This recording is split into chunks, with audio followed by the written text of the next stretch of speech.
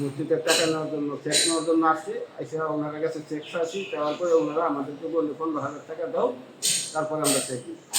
আমরা বলছি 15,000 টাকা এসে আমরা না হয় দিক দেউন লাগলে আমরা পরে দেবো না, এখন আমরা টাকা আনি নাই, আমরা টাকা ব্যাংকে থেকে ওটাই কিন্তু দরকার আমরা দিব কোনো একটা টাকা পাওয়া যায় না। আগে টাকা পরে চেক, আগে 15,000 টাকা দাও, পরে তো চেক নিব, চেক দেবো, টাকা না দিলে আমরা চেক দিব না। আমরা 1,20,000 টাকা অনুদান দিয়েছি। প্রথম 60,000 টাকা আমরা চেক দিয়েছি, কোনো টাকা লাগবে না। এখন দ্বিতীয় চেক আসার পরে বলতেছে 15,000 টাকা দেওয়ার পরে চেক নেওয়া। মানে আমরা বলছিলাম যে টাকাটা তোলার পরে দিব না, তারা মানতে রাজি না।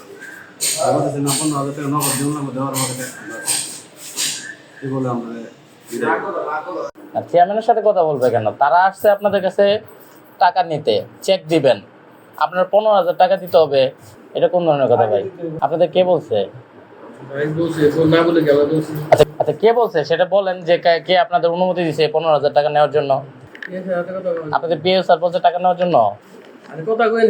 না না, আপনি বলেন যে আপনারা কে শিখাই দিচ্ছে, আপনারা ওই যে সাধারণ মসজিদের টাকা নিতে আসছে, এখানে 15,000 টাকা ঘুষ দিতে হবে আপনাদের, কে শিখাই দিচ্ছে আপনাদের?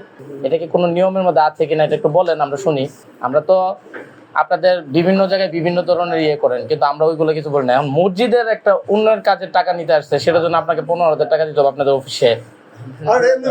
হ্যাঁ এমনি বলছেন ওনারা কি এমনি বলছে নাকি? হ্যাঁ তাহলে এটা কি ভাই?